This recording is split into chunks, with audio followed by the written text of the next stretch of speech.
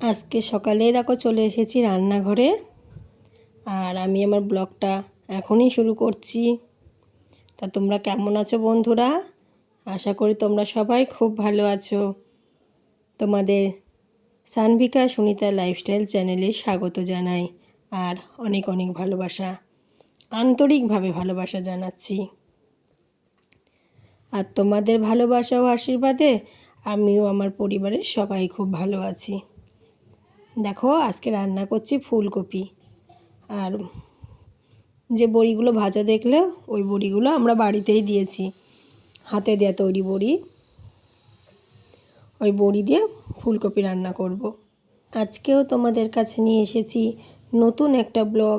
আশা করি তোমাদের সবার খুব ভালো লাগবে, তাই প্লিজ স্কিপ না করে পুরো ভিডিওটা দেখার অনুরোধ রইল তোমাদের কাছে।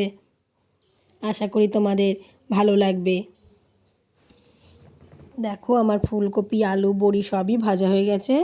এখন আমি ফোড়ন দিয়ে নিচ্ছি। পাঁচফোড়ন দিয়ে এবার মশলাটা একটু ভেজে নেব। মশলা ভাজা হয়ে গেলে তারপরে ভাজা ফুলকপি আলু এর মধ্যে দিয়ে দেব।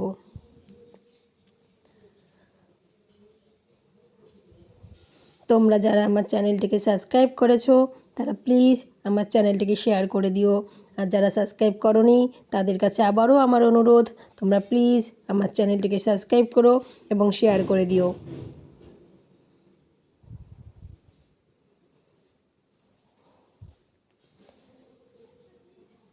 দেখো ফুলকপি ভাজা তো আমার হয়ে গেছে মশলা দিয়ে।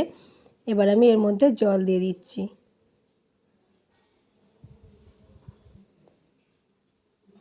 এই দেখো ফুটে গিয়েছে।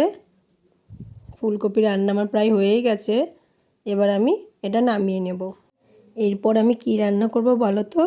তোমরা দেখতেই পাবে। পোড়া পেঁয়াজ দিয়ে একটু মেখে নিলে পরে খুব ভালো লাগে খেতে। পেঁয়াজটা একটু তেলের পর ভেজে দিয়ে তোমরা দেখো কেমন করে আমি করি।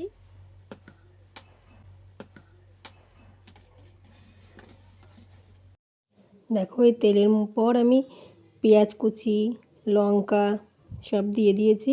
একটু ভাজা ভাজা হয়ে গেলে বেগুনটা দিয়ে দেবো। বেগুন পুড়িয়ে ভালো করে পরিষ্কার করে খোসাগুলো ছাড়িয়ে নিয়েছি। এবার এই কড়াইয়ের মধ্যে দিয়ে দেবো। এই পেঁয়াজটা ভাজা হয়ে গেলে এর মধ্যে দিয়ে দেবো। একটু নাড়াচাড়া করে নিলে সেই বেগুনটা খেতে খুব ভালো লাগে। এই দেখো বেগুন আমি দিয়ে দিলাম। তোমরা খেয়ে দেখো, খুব সুন্দর লাগে। তোমরা এরকমভাবে বেগুন পোড়াটা খেয়ে দেখো, খুব ভালো লাগে।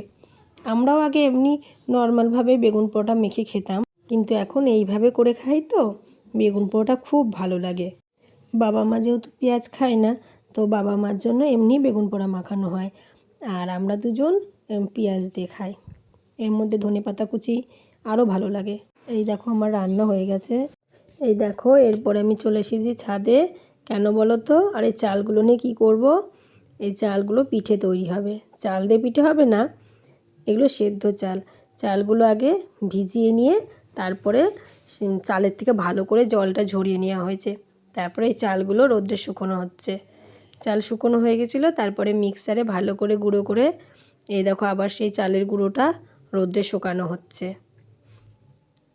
আতপ চালের হয়, এবার সেদ্ধ চালেরও কেউ কেউ করে, তো আমাদের সেদ্ধ চালেরই করা হবে আজকে। ওর জন্য ভালো করে এগুলো শুকিয়ে নিচ্ছে, তারপর পিঠে তৈরি হবে। এই দেখো পিঠে তৈরি হচ্ছে, কিছু পিঠে তৈরি হয়েছে। এইদিকে দেখো চালের গুঁড়োটা ভালো করে মেখে রাখা হয়েছে। তারপরে আমি নিজেই পিঠে বসেছি। আগে মা ভেজেছে, তারপরে আমি মাকে বললাম যে মা দিন আমি কটা পিঠে ভাজি।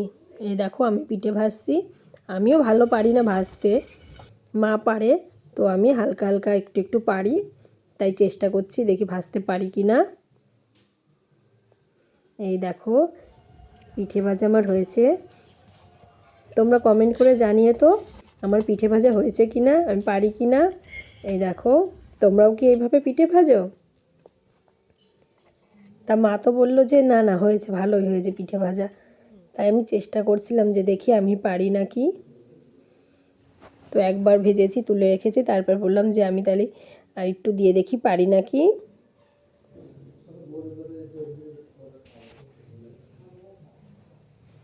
ঢাকনাটা ভালো করে দিয়ে নিচ্ছি।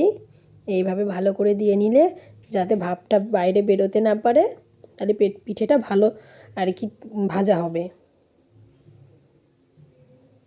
আর এদিকে আমার শাশুড়ি মা বসে আছে। দেখো পিঠে ভাজা হয়ে গেলে এই পিঠে রসে ভেজানো হবে। এই দেখো রস এদিকে তৈরি করা হচ্ছে গুড় দিয়ে, খেজুরের গুড়। এইদিকে দেখো পিঠে ভিজানো হয়ে গেছে, কত সুন্দর হয়েছে। আর দেখো আমার সোনামাকে পিঠে খেতে দিয়েছি, ওর রাগ হয়েছে তাই দেখো ও বিছানার পর কি করছে, শুয়ে পড়ছে, রাগ হয়েছে তাই। আজকের মতো ব্লগটা এখানেই শেষ করছি। গুড নাইট বন্ধুরা, ভালো থেকো।